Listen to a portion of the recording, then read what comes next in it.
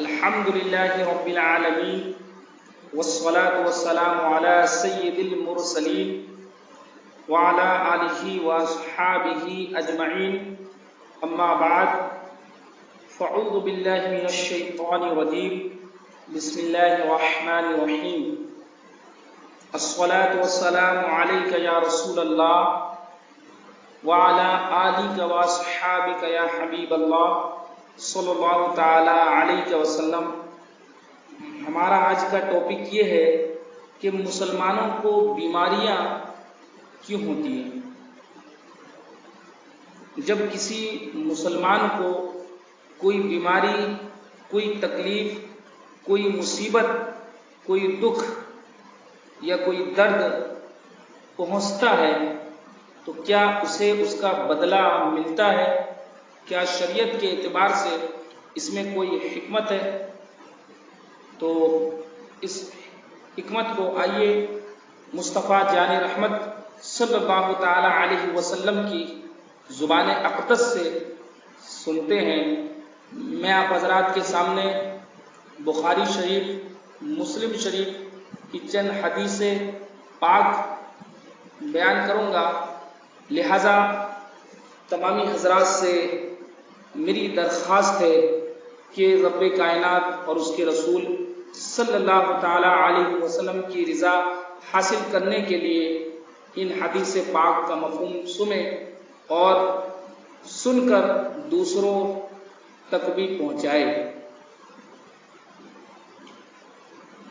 حدیث پاک میں ہے کہ حضرت ابو سعید خدری رضی اللہ تعالی عنہ سے مروی ہے کہ حضور تاجدار کائنات صلی اللہ تعالی علیہ وسلم نے فرمایا کہ مسلمان کو کوئی رنج، کوئی دکھ، کوئی فکر، کوئی تکلیف، کوئی اذیت اور کوئی غم نہیں پہنچتا یہاں تک کہ کانٹا جو اسے چبھے، مگر رب کائنات ان کی وجہ سے اس کے گناہوں کو مٹا دیتا ہے۔ سبحان اللہ۔ ایک اور حدیث پاک میں یہ حضرت عبداللہ ابن مسعود رضی اللہ تعالی عنہ سے مروی ہے کہ رسول کریم صلی اللہ تعالی علیہ وسلم نے فرمایا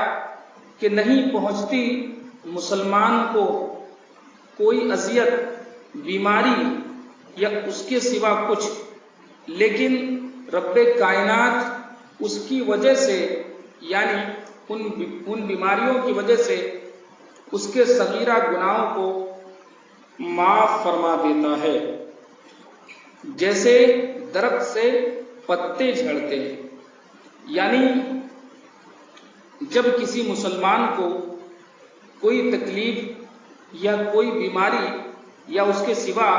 کچھ اور پہنچتی ہے تو رب کائنات اس کے صغیرہ گناہوں کو اس طرح ساقط کر دیتا ہے جیسا کہ کسی پیڑ سے پتے جھڑنے لگتے ہیں۔ ایک اور حدیث پاک کا مفہوم ہے کہ حضور تاجدار کائنات صلی اللہ تعالی علیہ وسلم کی بارگاہ میں ایک مرتبہ حضرت ابو ہریرہ رضی اللہ تعالی عنہ نے بخار کا ذکر کیا۔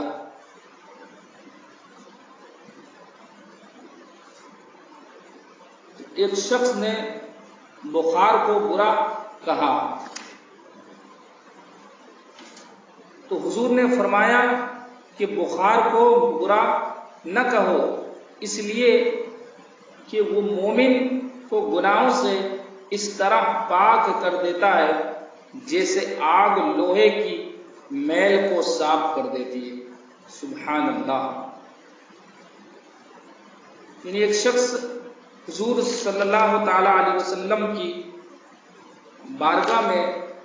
بخار کا تذکرہ کیا تو ایک شخص نے بخار کو برا کہا تو حضور نے فرمایا کہ بخار کو برا نہ کہو، اس لیے کہ وہ مومن کے گناہوں سے اس طرح پاک کر دیتا ہے جیسے آگ لوہے کی میل کو صاف کر دیتی ہے۔ ایک اور حدیث پاک میں حدیث پاک کا مفہوم ہے کہ حضرت محمد بن خالد سلمہ اپنے باپ سے روایت کرتے ہیں کہ ان کے دادا نے کہا کہ حضور تاجدار کائنات صلی اللہ تعالی علیہ وسلم نے فرمایا کہ بندہ کے لیے رب کائنات کے علم میں جب کوئی مرتبہ کمال مقدر ہوتا ہے اور وہ اپنے عمل سے اس مرتبے کو نہیں پہنچا تو رب کائنات اس کے جسم یا اس کے جسم یا مال یا اس کے اولاد پر مصیبت ڈالتا ہے، پھر اس پر صبر عطا فرما دیتا ہے یہاں تک کہ اسے اس مرتبے تک پہنچا دیتا ہے جو اس کے لیے رب کائنات کے علم میں مقدر ہو چکا ہے۔ یعنی جب رب کائنات کو اپنے کسی بندے کو بلند مرتبہ دینا ہوتا ہے، بلند مقام دینا ہوتا ہے یا بلند رتبہ دینا ہوتا ہے، بلند منصب دینا ہوتا ہے اور اپنے عمل سے وہ بندہ اس مرتبے کو نہیں پہنچ پاتا ہے تو رب کائنات اس کے جسم یا مال یا اس کے بچے پر مصیبت ڈالتا ہے، اور ان تمام تکالیف اور مصیبت کے بعد جب وہ بندہ صبر کرتا ہے یہاں تک کہ رب کائنات اس مرتبے تک پہنچا دیتا ہے جو اس کے مقدر میں لکھا ہوتا ہے۔ سبحان اللہ، سبحان اللہ۔ اور ایک اور حدیث پاک میں حضور تاجدار کائنات صلی اللہ تعالی علیہ وسلم نے فرمایا کہ جب بندہ کے گناہ زیادہ ہو جاتے ہیں اور اس کے عمل میں کوئی ایسی چیز نہیں ہوتی جو گناہوں کا کفارہ بن سکے تو رب کائنات اس کو غم اور پریشانی میں مبتلا کر دیتا ہے تاکہ اس کے گناہوں کا کفارہ بن جائے۔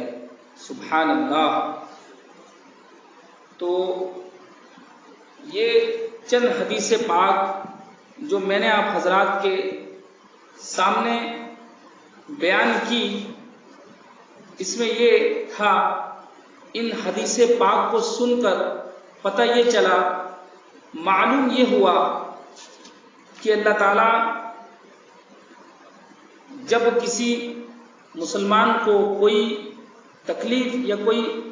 بیماری دیتا ہے تو اس کے سبب سے اللہ تعالیٰ اس کے گناہوں کو مٹا دیتا ہے۔ اور یہ بھی ہم نے سنا کہ جب کسی بندے کو کوئی بلند مقام دینا ہوتا ہے اور وہ اپنے فعل سے اس مقام کو نہیں پہنچ پاتا تو اللہ تعالیٰ اس پر کوئی مصیبت ڈالتا ہے، پھر وہ اس پر صبر کرتا ہے تو اللہ تعالیٰ اسے اس مرتبے اور اس مقام تک پہنچا دیتا ہے۔ تو یہ رب کائنات کا کرم بالائے کرم ہے، رب کائنات کا ہم پر کرم ہے، مسلمانوں پر کرم اور فضل ہے کہ رب کائنات ہمیں مصیبت یا تکلیف یا غم یا فکر دے کر ہمارے گناہوں کو مٹا دیتا ہے اور ہمارے گناہوں کو مٹا دیتا ہے۔ اسی لیے میرے پیارے بھائیوں اور بہنوں، جب آپ کو کوئی مصیبت یا کوئی تکلیف یا کوئی بیماری، دکھ درد پہنچے تو آپ کو اس بیماری میں صبر و تحمل سے کام لینا ہے اور حتی الامکان جہاں تک ہو سکے شکوہ اور شکایت سے بچنا ہے۔ انشاءاللہ تعالی رب کائنات ہمارے اس مصیبت اور تکلیف اور بلا کے سبب ہمارے گناہوں کو معاف فرما دے گا، اور یقیناً رب کائنات نے فرمایا ہے کہ واللہ غفور رحیم، کہ بے شک اللہ تعالیٰ بخشنے والا مہربان ہے۔ لہذا آپ تمامی حضرات سے میری عرض ہے کہ ان حدیث پاک کو سننے کے بعد دوسرے لوگوں تک ثواب کی نیت سے پہنچائے۔ رب کائنات کی بارگاہ میں عرض ہے کہ اللہ تعالی ہمیں اور آپ کو کہنے سننے سے زیادہ عمل کی توفیق عطا فرمائے اور سنت پر عمل کرنے کی توفیق رفیق عطا فرمائے۔ آمین بجاہ سید المرسلین صلی اللہ علیہ وسلم۔ السلام علیکم ورحمۃ اللہ وبرکاتہ۔